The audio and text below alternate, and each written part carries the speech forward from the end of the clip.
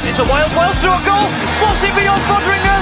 And the Millers are in front in the South Yorkshire derby. And for the first time in 42 years, Rotherham United win at Bramall Lane. On the edge of the box for Doffin. He can hit them. And he does. The Dolphin has scored an absolute screamer for Rotherham United. Rotherham United have secured their championship status for next season. Do me a favour, drop me off in Rotherham. Hello everybody, welcome back to New York Talk. This is the Rotherham United podcast and it's time for the final part of the season, into the final 8 games, and let's just get over and done with, I suppose. Let's bring on May. We'll preview the Preston game, the potential relegations that may or may not come with that, and we'll talk about Rotherham United. Mick, how are you doing? I'm all right, mate. Thank you. Are you? Yeah, I'm not so bad. Ben's back with us. How you doing, Ben? Yeah, I'm good, thank you. Just smashing up some Germans over the last few weeks for the NFL Academy. You've been nice to them? Yeah, yeah. Really? Yeah, I got punched square in the face, but you got punched in the face. Yeah. I mean, you're wearing a helmet, to be fair, with a big grill on the front. You're not going to get hurt, are you? Well, yeah. Well, my mouth guard went flying out. I can send you a video if you want, but apparently it's legal. The video, yes, please. According to German refs, apparently it's legal. So. Okay, video, please, Ben. Yes, we'll have that. Joy's back with us. How you doing, Joy? Yeah, I'm fine, but I'm just a bit worried after watching that intro to what highlights we're going to put on for next year's podcast. I've been thinking that for months. I have as well. Yeah, I don't know. We'll go on. I'm going to say It's slim pickings, isn't it? Yeah. We entrusted to the IUFC, so I think it's just going to be you fat cheeseburger all the way through, and that's probably as much as we're going to get out of it. Yeah. So Easter weekend, one of the best few days of the calendar. The Christmas period, the Easter period are so good. So many things can change in promotions and relegations over this weekend, unless you're Rotherham United in the 23-24 season. Let's go through the permutations of survival. Well, not survival. That's the wrong word to you, isn't it? Of the relegation. We can be relegated on Friday. I've gone back and forth, and I feel free to correct me. We can be relegated on Friday, but it's pretty unlikely. If we win or draw, we can't be relegated. If we lose, Huddersfield need to beat Coventry, QPR need to beat Birmingham, and Stoke and Plymouth both need at least a point. So for 4 teams Anna to all get results is unlikely, but it's a possibility. And then Monday I think it's pretty certain it'll be Monday, unless we win both games. You never know. Pick up a full 6 points and save it to get relegated live on Sky on Friday. And that'd be great. Make me care. This sounds a stupid question, really. Do you care when you get relegated? It's difficult, isn't it? You know, it's difficult because I don't want to say no, I don't care. But no, I don't care. I mean, the reality of it is we kind of past the point of no return and have been for a while, haven't we? And I don't think, if we're honest, I don't think can be a single supporter of this football club that isn't resigned to League One football next season. So, yeah, I care, but not when. I don't care when we get relegated. I just care that we're in this position in the first place. Yeah, That didn't answer your question, did it? I sort of answered my question. Well, I'm used to it right now. I'm used to it. Yeah. Yeah. I'm going to ask you when do you think it's going to be Friday, but it's basically, can you see us picking up anything? We'll go with predictions later on in the show. Do you give us any chance of picking anything up away at Preston? You said me. You said Ben. Yeah. You said Ben. All right. What did you say? Oh, mate, here we go. You know what? It was not United. We've not got to turn up for the rest of the season. Is that how it is? I thought you said when. Okay. But no. No, I don't. I mean, no, to be fair, we said this at, I think it was probably Wednesday or QPR. Past them 2 games, I couldn't see us picking up any more points. I think we got a bit lucky at Huddersfield. Against Huddersfield. But no, I don't see us picking up any points for the rest of the season, to be honest. Unless someone wants to get sent off against us. That Again. seems to be the only thing that works. Yeah. Yeah. Again, yeah.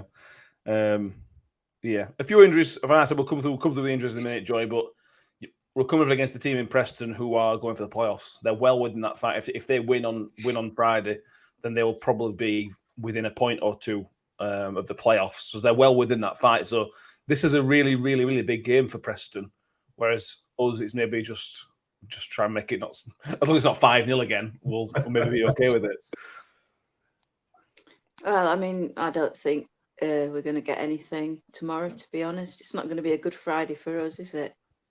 But basically, I mean, you've heard today that we're getting all the youngsters into the squad and people have been called back from loans. Are we getting the kids out tomorrow, or at least on the bench? I mean, everybody else is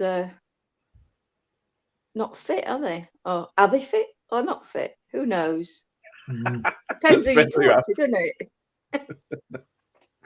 Yeah, those who ask. Go through who's with us. Martin Holland's with us as YouTube users. Good evening, and one and all hoping for a win tomorrow. That'd be nice. Kelly for Bob's, Pokemon Pig, Chris Page, Sarah Ogden, Chris Tether are all with us.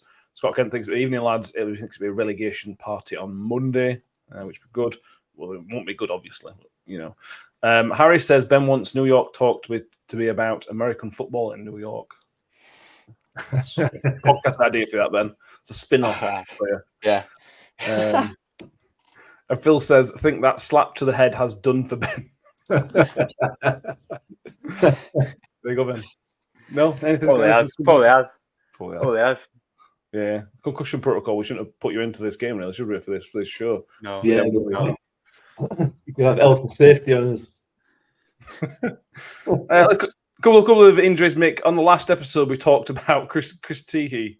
Season was over. Apparently, the season might not be over. It's an Easter miracle.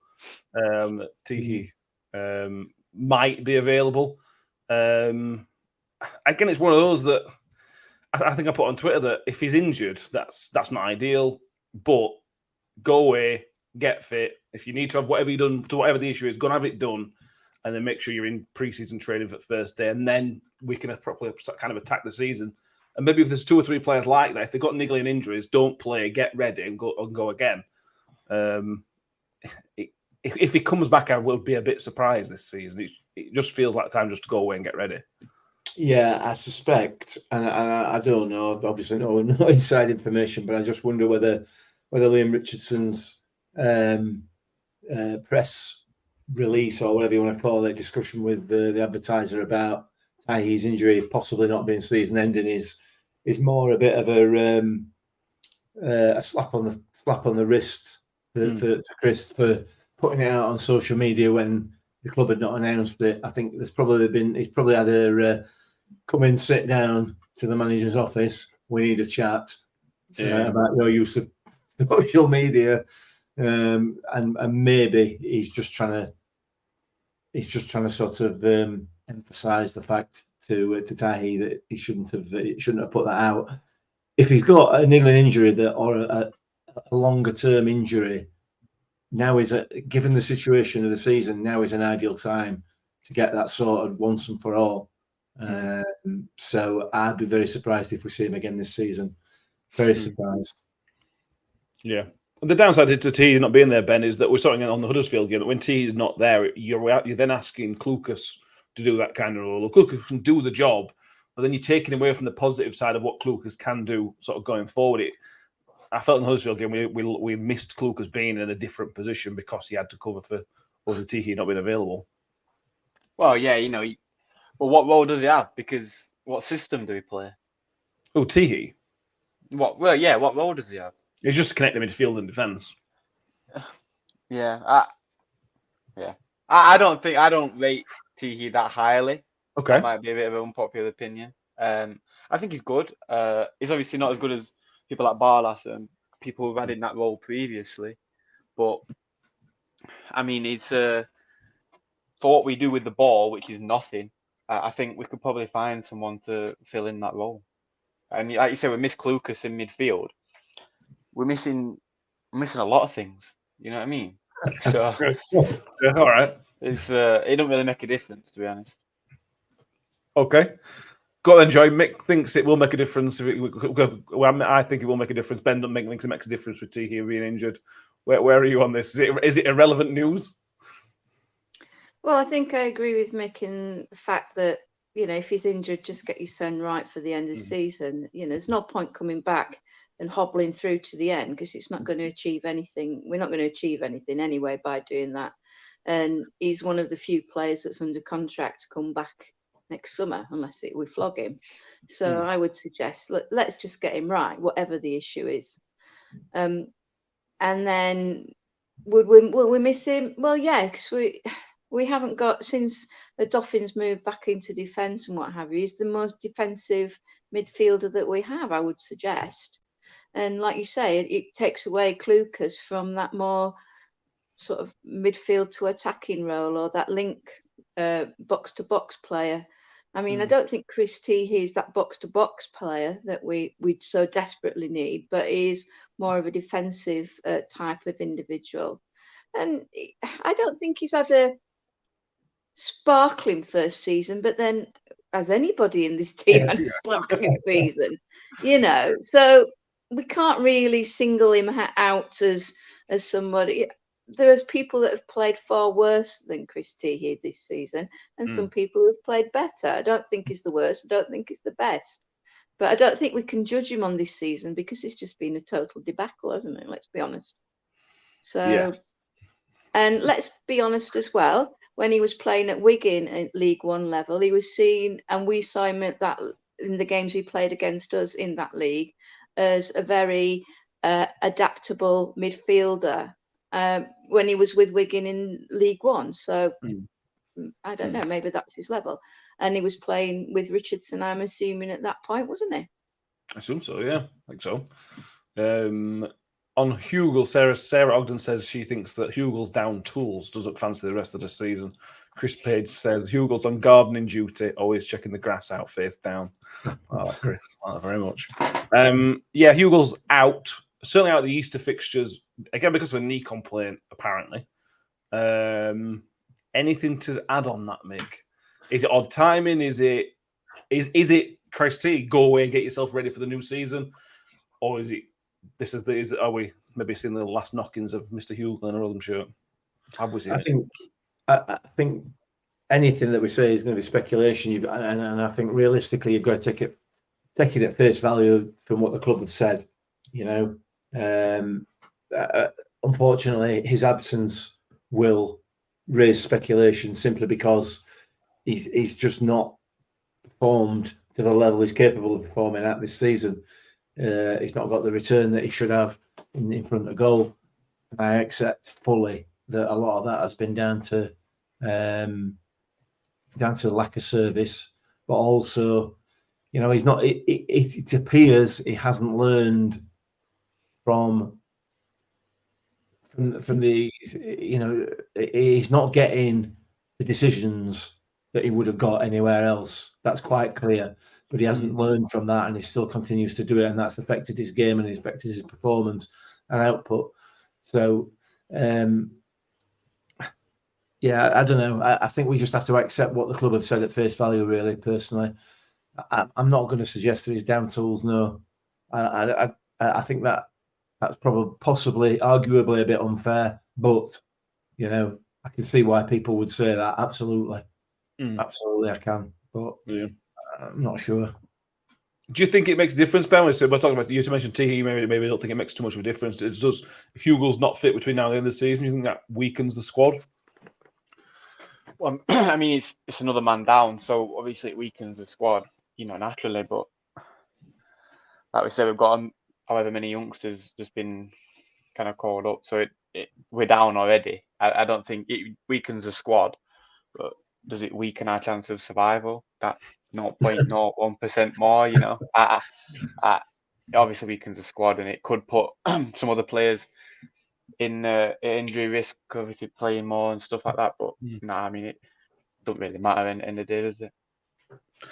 No, and I think, Joy, I think we all accept. I think we all expect Hugo not to be here next season for one reason or another. Whether he wouldn't want to be here or not, I think he'll stay in the Championship with somebody.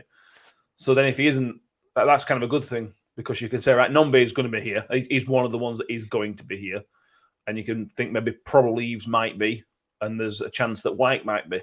So those three are maybe saying, right, if you three can get some sort of working relationship, then all you need is one extra striker in the summer, and that maybe helps us next season if you just sort of focus on those three between now and the end of the season, maybe. Possibly. I mean, I think he has been carrying a knock to the knee for some time, hasn't he, as well? So it's not the first time his knee's been problematic for him this season. So I do think that probably is genuine. Regarding him not being here, possibly he has some sort of relegation clause in his contract. We don't know. It's hearsay. We might find that he is with us next season. Who knows? I mean, he's no youngster, is he? And let's be brutally honest, he's not pulled any trees up this year. So I can't imagine there's going to be many Championship clubs beating a path to his door for his signature, unless we terminate his contract by mutual consent. There's going to be some sort of fee involved. So, because he's still our player for another year, isn't he? Two. Yeah, I know it was a long-term contract he signed. So, it might be a bit of a fait accompli. He might find himself that he is with us next season because who may or may not want him? Who knows? Yeah, you're absolutely right. I'll have to wait to see on that one. Grant Hall, Mick, not to tick off the last of my injury names that I've got down here. Paul Davies reporting today that Grant Hall could be out, could be done. Lewis didn't want to rule him out playing this again this season, but it could very well be we've seen the last of Grant Hall.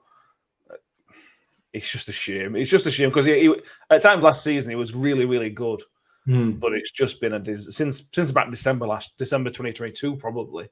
It's been just a disaster for Grant Hall, and it's just a shame that money we spent on him, really, because it could have been spent elsewhere, wages and whatnot. It's just a real shame it's worked out that way. That's one of the contributing factors that he's not been available. So we've had to play Axe there, for example. Yeah, it is. And I guess it gives that sort of it adds more weight to that shout that people were giving throughout the season about signing players who are older and who are either injury prone or coming back from injuries. He's not really had a run of fitness, a period of time where he's been fully fit for us, whatever he's been with us, even on loan, really. But look, I won't be sorry. I don't mean it to sound like this. I won't be sorry to see him go, and I don't mean, I'm glad he's off. That's not what I mean. I won't be disappointed because I think we've got players or better options next season. He wouldn't be in their top 4 choices for centre halves who are already at the club for next year. So it is disappointing for him. It's disappointing for us because that's where all our problems have stemmed from, back line all season. So it's disappointing, but it's football, isn't it? I guess. Yeah. Chris says Hall to Bristol Rovers. I can't see that, to be honest. I don't think Grant Hall, reading between the lines of some of Grant Hall's interview, I don't think he was happy about being brought back so early by Matt Taylor. We'll have to wait and see. On that one. The goodish news, Ben, is though for team news is that Tyler Blackett is even closer to playing. He was always on the bench against Huddersfield. He's had 2 weeks. I imagine they've sort of gradually built up his workload. So if we can get Tyler Blackett in there and Sean Morrison's back fit and Cam Humphreys is still fit, you've got a pretty decent looking back 3 tomorrow. And then the knock-on effect of that is Hacks can play somewhere else. Well, it might mean we'd have to play 5 at back, 3 at back. I mean, we can play 4 at back, but but how many games is there left? 6, 7, 8. I wouldn't. There's another one. I wouldn't rush him because when Humphreys came back, you kind of had to sort of rush him in a sense because we needed him urgently. We don't need Blackett back urgently. So for his sake and for his injury, his return from injury, I don't think they'll rush him back, so we might not see him again. Well, we might. I mean, this weekend we'll probably will see him before the end of the season. He'll want to play before the end of the season, but we might not see him tomorrow. Tomorrow, yeah, tomorrow, yeah. He's one of those, Joy, that he's one of the few on the list of out of contract players where I'd be going, please sign Tyler Blackett, because I think he's a brilliant player. I also think he's not really got the baggage of a terrible season because he's not been involved in the squad.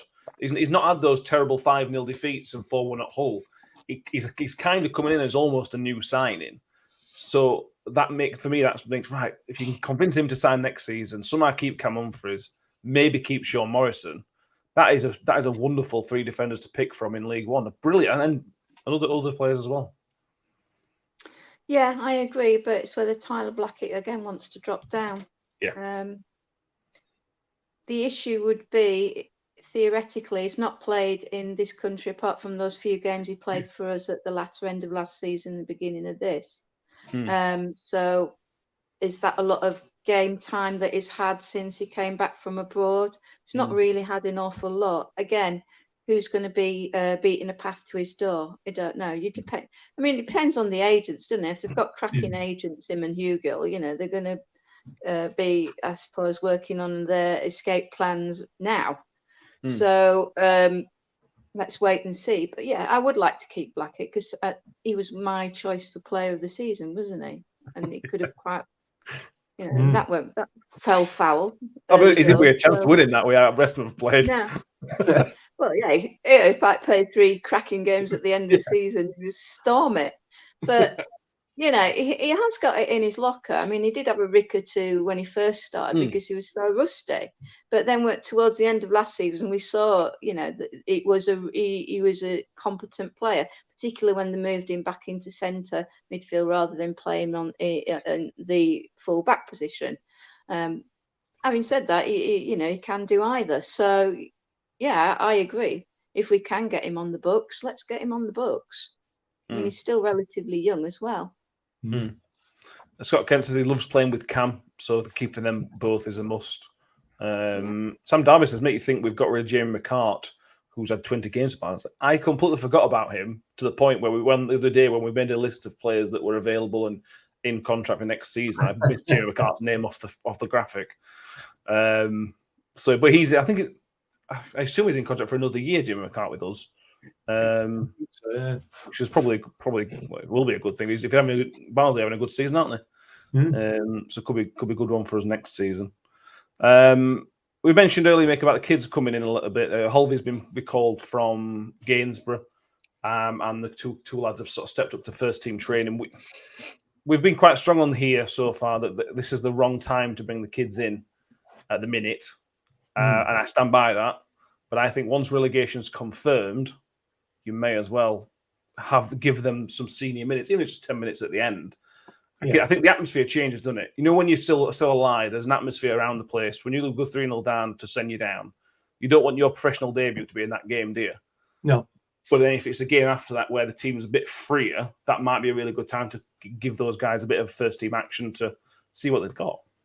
Well, and couple that with the fact that we've now got more injuries again. We need to fill the bench up anyway. So why would you not?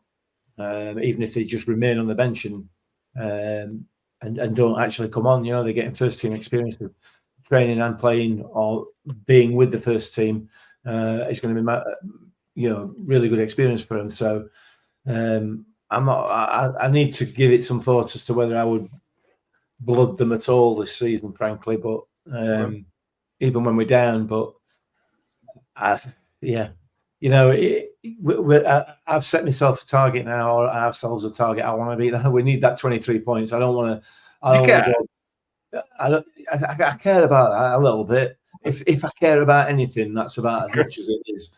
I don't want to be bottom of the league from this season. The season where we got 23 points was such an awful season for many, many reasons, and yes, a good proportion of.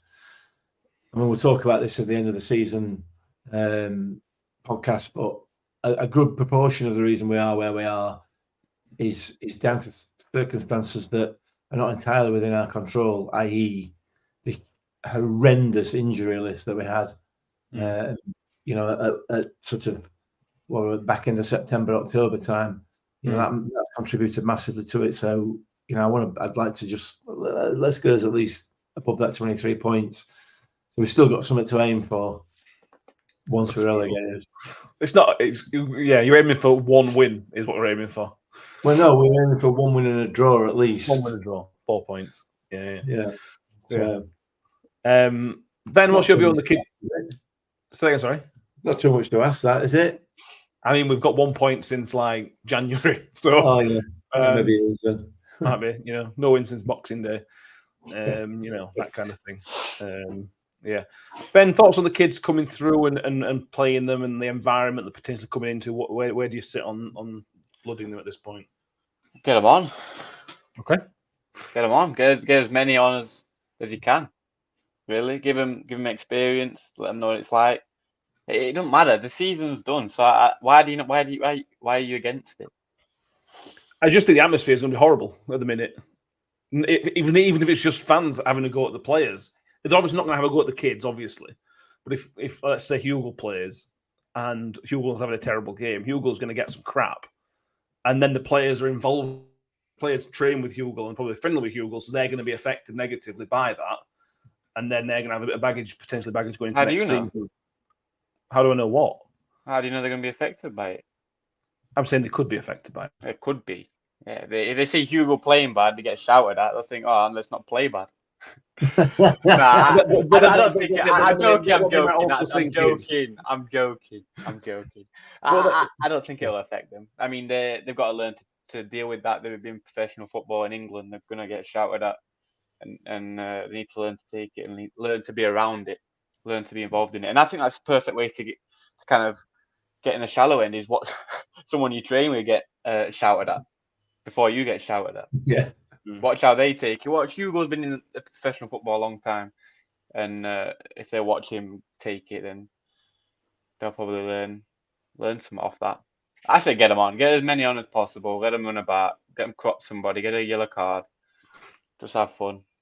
Let them just run around like a 7-year-old. Like a 7-year-old, just have fun, guys. Yeah, like somebody needs to run about. Blooming heck, when we've got a ball, it's like walking football. Nick's probably got more in tank than some of these. Okay, fair. Yeah. I mean, one of those is that Josh Ayres, who scored a decent amount of goals in the under-18s this season. I've been watching him pre-season against Parkgate, and it looked like a big unit. It looked like a bit of an old-fashioned centre forward. And they're always useful kind of players. Even if he's not trying to be the best player in the world, a giant centre forward is an absolute nightmare for the best defenders. You don't have to be a good player to make a difference in this team.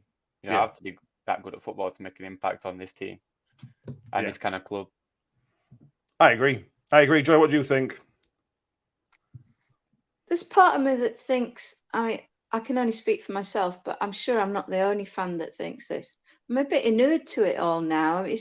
I'm feeling a bit blasé about it. It's like, yeah, okay, put the kids in. They can't do any worse than what's the main, guys have done this far. And in one sense, I agree with Ben.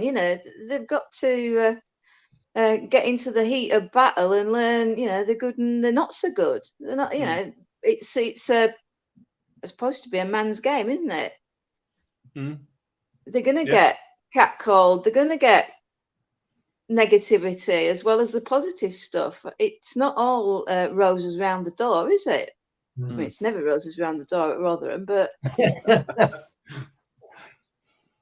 out there. I mean, if they're big enough and men enough to do it, get them out there. I mean, I agree with you, Matt. I think that Josh Ayres looks the right unit, particularly in pre-season and when I've seen him in the under-18 games, and he has been knocking them in.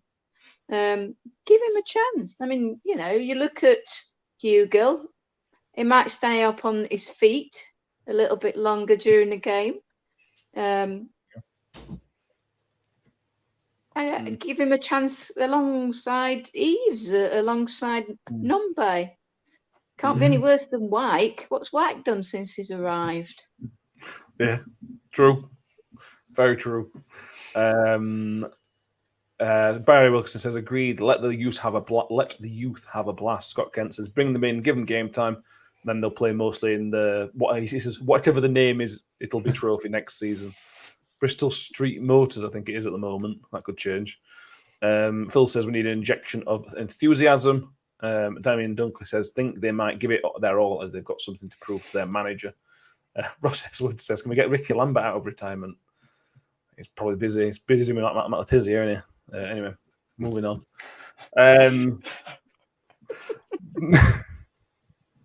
Mick, in terms of performance play, I want to talk a bit more about Hacks because I think this is a real chance to get Hacks back in the middle.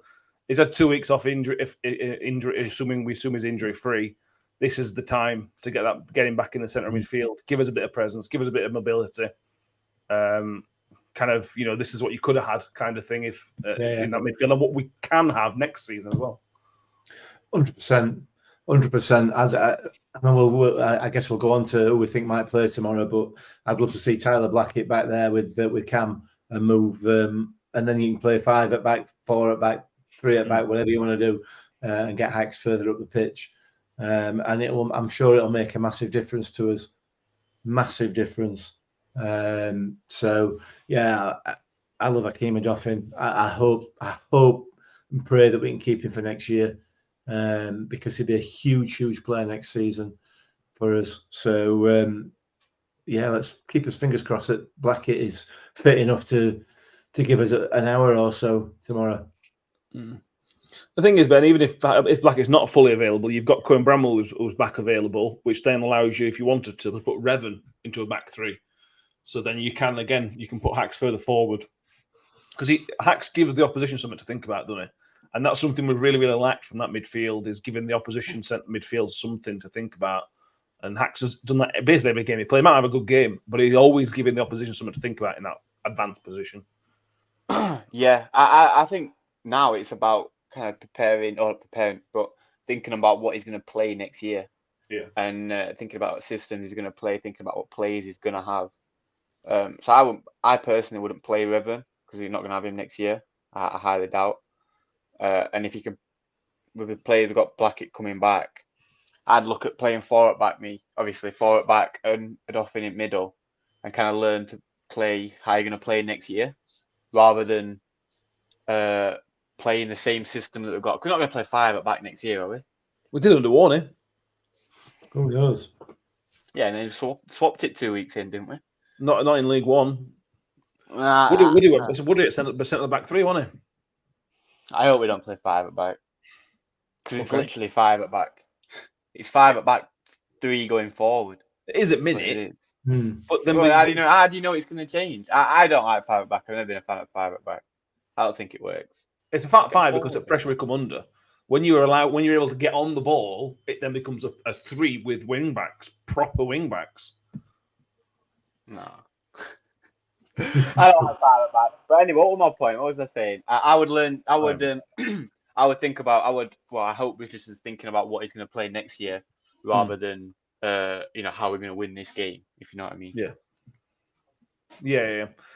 Would you like to see a change of formation, John? If you went 4 at back, what else would you kind of do with the rest of it? Because 4-4-2 is pretty inflexible. Would you 4-3-3 like Matt Taylor tried a few times? What would you like to see a change of formation? It depends who we've got available to play, doesn't it? As to what formation we can. That dictates the formation opportunities we have. I mean, we do need to use this time between now and the end of the season to look at the players that are going to be with us next season, vis-a-vis the loan players who may or may not be with us next season. I think we need to focus on that. And we need to look at the skill set of those that are staying, and put round pegs in round holes, not square pegs in round holes, which we've had to do, for the best part of this season.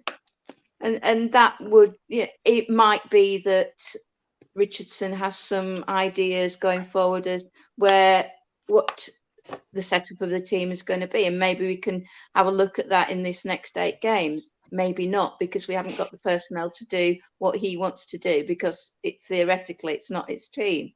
Because the key thing is going to be how we recruit during the summer, I would suggest, and who's going to be with us. So it might be a moot point trying different formations. Who knows? We need a crystal ball. Yeah, Paul Armin says 3-5-2 all day long, Ben. YouTube says we're desperate for wingers. Phil says 4-3-3, but you can't play 4-3-3 without wingers, Mick. And I don't really like the idea of playing 4-3-3 with Morrison in a 4 either, to be honest with you. So it's the Richard Wood problem again, isn't it? There's the 4-3-3 right now, but based on who we think is available, 4-3-3 isn't really workable, I don't think. Have we got a winger at club? Nombe played out there against Huddersfield. And Fergie can do it, to be fair. You could play Nombe on one side, Fergie at left, maybe. Yeah. So a striker and a left back. Yes. Okay. You've got a Paya as well, who's a winger, who's not had any sort of run in the team at all. I know people don't like him, and I think that's really unfair because he's had no opportunity to show anything that he can do. He gets 10 minutes here, 20 minutes there, playing out of position. So to try and judge him as a player, I think is really, really unfair. But he is a winger. He is an actual winger rather than a wing back, which is where he's played when he's been brought on. So that sort of that again, you can't play somebody like a Paya in a 3-5-2 or a 5-3-2. You can't do that because he's not that kind of player. But if you are going to play 4-4-2, he's ideal out there. I think personally, he is a winger. Give him an opportunity, give him a run of games, and I'm sure he'll be able to show us what he can do. So, yeah, I'm not a fan of all this talk about formations. You know, Joy's pointed out. It depends. As far as we're concerned, it doesn't matter whether we play 4-4-2, 4-3-3, 5-1-6, whatever. I know that's much too many. We could do it this season, to be fair. You know, it all depends on what players we've got available, which for the vast majority of this season has been 11, including some goalkeepers. Yeah. On formation, Scott Kent says it was 4-4-2. It wasn't a 4-4-2 because Nombe was out wide, so it was something like a 4-2-3-1 -ish. But again, I don't think it was quite that. But because we haven't got any wingers, that's been a problem. Shelley says happy to play on the wing because he's not a wing back, which I agree with. It was signed before we switched back to a 5, weren't it? We started the season kind of a 4-3-3, which is what Appy was brought in to kind of play with Fred. Then Fred got injured and it just went belly up. Shelley says we should get Femi to start between now and the end of the season. This sort of player who could come back next season. That's kind of true, Ben, but Kyoso, as far as we know, is available. He did come off injured. But Sariq is not our player. Peter Kyoso is our player. Whether he's our player next season isn't the question. If Dara comes up with a few quid, then he might go to Peterborough. But if Kyoso's fit and available, you stick with Kyoso because he is our player and it's only going to increase his value. The more he plays, the better he gets, the more his value is going to increase. Well, if he's fit and available, that's if he's fit and available, is he going to be fit and available for 46 games? Probably not. He unfortunately he likes an injury. Obviously not his fault, but some people more prone to injuries, and he's obviously been prone to a couple of hamstring problems and stuff like that. So I would take Sariq back because Kyoso's not going to last the whole season. I don't think he will. So I would take him back. I would play him to get him. Well, not even just. I'd give him some experience. You know what I mean? Yeah. I'm going to come back at you, Benny. I'm going to take you back to Kieran Sadley breaking his ankle. Go on. So, anybody that didn't watch back then in COVID, Kieran Sadley broke his ankle, and Ben said it was Kieran Sadley's fault because he should have strengthened his ankle better. And you said then that Peter Kyoso is susceptible to injury. Yeah. Shouldn't he train his It's like well, it can trade to prevent them injuries reoccurring. Yeah, because reoccurring injuries is I mean, you can prevent that. You can stop that. You should heal your injuries, and you're obviously not healing them right. But some people just are susceptible to injuries. Okay. Susceptible to muscle pulls and stuff like that. Some bodies are just like that. Fair enough. Okay. Fair enough. Poor Kieran Sadler's not recovered from that abuse, I don't think. He's not been the same player since, has he? He's not now. No. Your fault, He was the same player before. When has he ever been that player? No offense to Kieran Sadler. Yeah. No offense to him. He's about to win his third Papa John's / Bristol Street Motors, though, Ben, in a row. So you can't really argue with what he's doing, can you? He's won how many? Well, he's technically won 2, having not played in either of the previous 2 finals and even being at the club when they've won the trophy. He technically has won it twice in 2 seasons. And he's now in a final for the 3rd. So yeah, that's 2 more than me, so fair play to him. Correct. Yeah. Shelley says, I was in the last of Kyoso. Do we think he'll be back before the end of the season? He says, I can see him at Porsche. Hope I'm wrong. I think he'll do a job for us next season. No, I didn't hear anybody else hear a question to Limbers about Kyoso. I didn't hear anything in the pre-match. No. Yeah. So we don't know. No, I was surprised about that. He'll be fine. Yeah, just chuck him in anyway. What's worse that can happen? Yeah. Johnny, what do you want to see in terms of striking options? Last time we played realistically 1 up top with Nombe out wide. Is that okay? Or do you want to see sort of 2 kind of out-and-out strikers? Or does it really matter? Like I said to you, I don't think it really matters.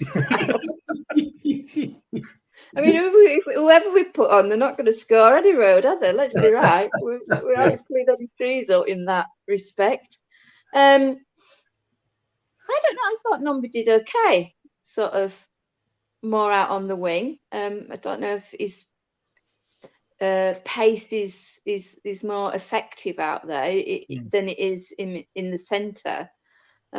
I think he's still learning his trade in that role in the centre, to be brutally honest. I've seen sort of little flashes of it coming through, but it's not been with any consistency. And I thought he did okay against Huddersfield, a little bit out wide. Perhaps team him up with Eves or Ayres, if they want to put Ayres in. Who knows? Okay. I really think it's a bit of a non-story. Whomever we put up front, you could put me up front, and I'd probably have as many opportunities at putting them away as they have. Yeah, I'll get a go. If you want to send me registration forms, I'll get a go tomorrow. Phil says Paul Davies was pretty damning in his assessment of Nombe, saying that he needs to work in his control and fitness. Mentions £1 million.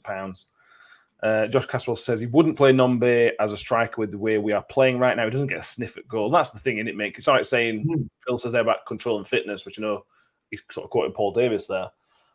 But if you're not going to... I wonder how many chances he's missed.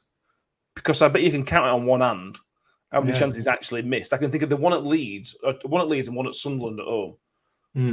That's all I can think of in terms of chances. I do understand the criticism of Nombe, but at the same time, I think it's harsh because he's getting zero help from anybody else in the team.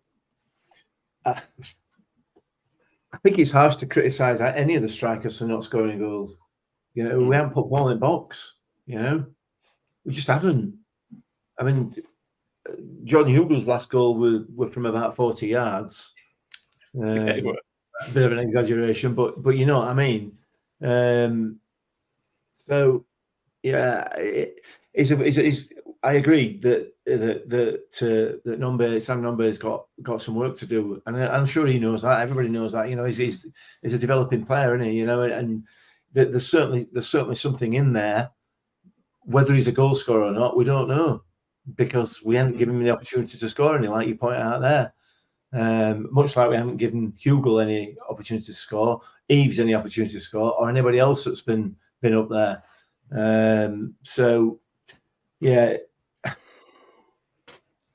we could go on and on and on, can't we, about this season, and we have done all season. But we've said the same things, and You know, it's getting really tiresome now, isn't it? You know what I mean? Strikers aren't being given the opportunity to score. The defence is non-existent because there's very few defenders on pitch because they're all on treatment table. The midfield are trying to cover for a defence that doesn't exist, and therefore they can't supply strikers with any opportunities. That's not going to change until we get some players back, which we won't. Yeah. Damian Gunducky says he said Harry Kane would probably struggle to score in this team. Always possible. Yeah. Harry says good news for everybody is that next season all the Pizza Cup games will be on Sky, so if you're a Sky customer, you can watch them all. Oh, brilliant! Is that why my Sky subscription's just gone up again? Probably, yeah. For Pizza Cup, yeah. Well, the next season the new Sky package, isn't it, with a significant amount of games per weekend. Is it 10 games per weekend from the EFL? League Two. So expect a significant amount of moved 10 games a weekend. It's something like 6 from League, so 6 from the Championship per weekend, 6 from the Championship, 3 from League One, 3 or 4 from League One, and then 2 or 3 from League Two every single weekend. Well, people just don't watch Premier League, aren't they? Sky paid hundreds of millions of pounds for this. Stevenage, Forest Green, or Man U, Liverpool. I think I'm going to pick Man U, Liverpool. I think they'll probably be a bit cleverer about when they place the games. Right, yeah, maybe. What are they going to do? Yeah, right. But it makes it a bit of a... Well, you've already talked about this, but it makes it a bit of a pain on a Friday night if it's Plymouth versus, Rotherham. Sunderland. Yeah. There'll be Thursday night games, there'll be Saturday night games, there'll be Sunday night games. There'll be really, really bad times, some of these kickoff times. And it'll be League One and League Two that get the rubbish kickoff times and all, as you'd expect. Get ready for that, everybody. Somebody mentioned Agard. Christopher says Agard scored a few goals in the wing. Says Nombe could be kind of the same kind of thing. Shelley says, can we question the recruitment this summer? There's been some terrible decisions, spending £1 million on a player. He mentions Ayala, Hall, Kelly going, not bringing in wingers. What's changed? Ben, do you want to pick up any of that? Do you want to pick up the Nombe £1 million? Or do you want to talk about the Kelly going? Do you want to pick up any of that, Ben? They're all Taylor, aren't they? They're all, yes, they're all Taylor. Kelly going was it? No, Kelly going was. But like we said previously, Georgie Kelly's gone to Carlisle and he's out for the season. I suspect was his contract not up at the end of this season anyway? I think another one. I think. Right. I mean, I think that was getting somebody off the wage bill. Quite frankly, he was not going to play for us this season because he's injured. Yeah. So I suspect that might be why. Yeah. Ben, anything on the £1 million for Nombe? You give any? Does the price tag matter? Should it matter really? Yeah, we shouldn't have spent £1 million on him. I think I said that at the time, but you can't change it now, can you? I mean, it's a lot of money. It's a lot of money in any walk of any life. That's £1 million is a lot of money, especially for a club like us on one player. And has he lived up to it? Not yet, but probably got a couple of years left on his contract. So you better get some goals in back in that next season. Yeah, I listened to a podcast about with a Leeds fan earlier, and they were talking about how they picked up Ethan Ampadu for £7 million, which is nothing in today's money, apparently. Right. £7 million signing the Championship's nothing in today's money. It's nothing if you're a Saudi prince. That's about it. I mean, £7 million is a lot of money. It's a different world, and that different world is the same division that we're in. It's nothing if you're charging £45 a head for 30,000 supporters every week. Yeah. Chris says we could sell him for £3 million in a year. Let's not write him off. Absolutely. Nathan Crabtree says he's about what you get for £1 million striker wise, and it's not a lot of money. There is that as well. Based on what I just said, is £1 million not a lot in today's football climate? Maybe not. Ref Watch is Stephen Martin, the man with the tightest shirts in the EFL. Loves it. Steve Martin loves a bit of Steve Martin, I think. So watch out for that. And the loudest whistle. Oh, the loudest whistle. He has got a really, really loud whistle. Yeah. Maybe he blows on it really hard, just to let everyone know. Look at his shirt. Yeah. Do you think he just don't like the attention? You know, we should stop. Yeah. Probably embarrassing him just by mentioning his name, aren't we? Seems that kind of guy. Let's do some predictions because let's do it.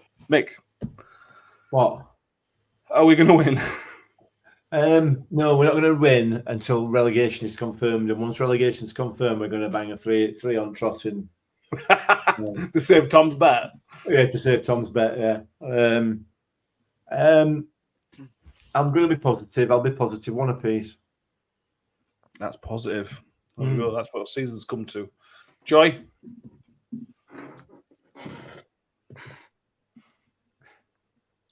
Two, 1 to Preston. I thought you were going to give us a win then. I can't. I want to, but I just can't. I agree. Terrible, isn't it? It's awful. I have predicted 2-0 loss on another show, so I'll stick with that. Benjamin? Yeah, I'd go 2-0 as well. 2-0 loss, yeah? Yeah. Cool. Given some of his recent away performances, that would feel like a win, to be honest. It would, yeah. Yeah, as long as it's not 5. Yeah. If we lose 5-0 again, it'd be 3 consecutive away games with a 5-0 loss. Be impressive, that. Yeah. We should, I was thinking about this today. We should get some T-shirts made up, and then when we finally win, we should give some shirts away. It just says, I saw Rotherham win away. We should give that to people who actually saw Rotherham win away. We'll see if we can get some T-shirts made up and give them away. Scott Kent says 3-0 to Preston, 2-0 to Martin Holland says. Josh Caswell says he thinks we're going to win. Remoto is going to score. Chris thinks 2-1, a bit more optimistic. Richard says 3-0 to Preston. Sarah says 4-0 to Preston. Steve Grundy says 3-0 to Preston. Yeah, that's what we think. Let's quickly round up the internationals. Victor played 0 minutes across 2 internationals for Sweden. Both of them were friendlies, but still played 0 minutes, which blows your mind a little bit. Andy Remoto did win a game for Zimbabwe, but lost to Kenya in the Four Nations Cup final. So, yeah, it don't get much better. They beat Zambia, I think, on penalties. Yeah. Rotherham United, ladies and gentlemen. Is there anything else we need to mention, talk about, go through? I have ticked off all my injured players that we need to talk about. I know of. Anything else that you want to mention, guys? I mean, it's good that international break is over. I'm pleased with that. I've missed it, so I'm almost in a masochistic kind of way looking forward to seeing some football tomorrow. That's a bit wishes, but I am, because there haven't been any. Realistically, there's been no meaningful football for 2 weeks now, with the exception of the Wales-Poland game. So I'm not. Yeah, it was been quite depressing. I was on a couple of other shows, and it's really depressing. This time of the year is the best time of the year. I love this time of the year when it comes to the season. There's 8 games left. Things are getting serious. The nerves are on edge, and you've got all these relegation teams that the relegation battles. A relegation battle for the ages, it looks like so far. It's incredible. It seems at the top of the league, and it's really, really tight. And we're just sat here, just like Dunsink corner at room that nobody really wants to talk to, and everybody feels sorry for. Yeah, it's just depressing. Get it over and done with. Joy, Ben, anything else you want to mention? No. Good. Thank you all for being with us. We will be back again on Sunday evening, where we will preview. Well, we do have a preview. We'll play Millwall on Monday, so preview the Millwall game. We'll also review the Preston game. We may or may not be relegated by then, but we probably will be relegated on Monday. So we'll go through that as well. Make sure you've subscribed on YouTube if you haven't done so already. Make sure you give this video a thumbs up as well. If you're on iTunes or Spotify, again, make sure you've subscribed and give it a 5-star rating wherever it allows you to do so. Mick, thank you for being with us tonight. It's been a pleasure. You are very welcome. Thank you.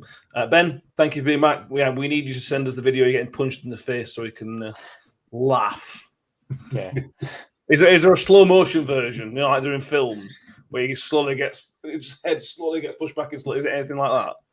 No. That's disappointing. Still, anyway, let's still see it. Come on. Enjoy. Thank you very much. It's always a pleasure. Yeah, cheers for having me. Thank you, everybody, for being with us. Happy Easter. We'll see you next time. Up the Millers. Up the Millers. Bye. Up the Millers. No enthusiasm there, Joy. Well, finding it really difficult. I mean, you know, it's the rising, isn't it, at Easter? You know, it's the second coming. It's not going to happen though at Rotherham, is it? No, not this time. We had the first one, to be honest. So, well, true. Goodbye, everybody. We'll see you soon. Bye. Bye.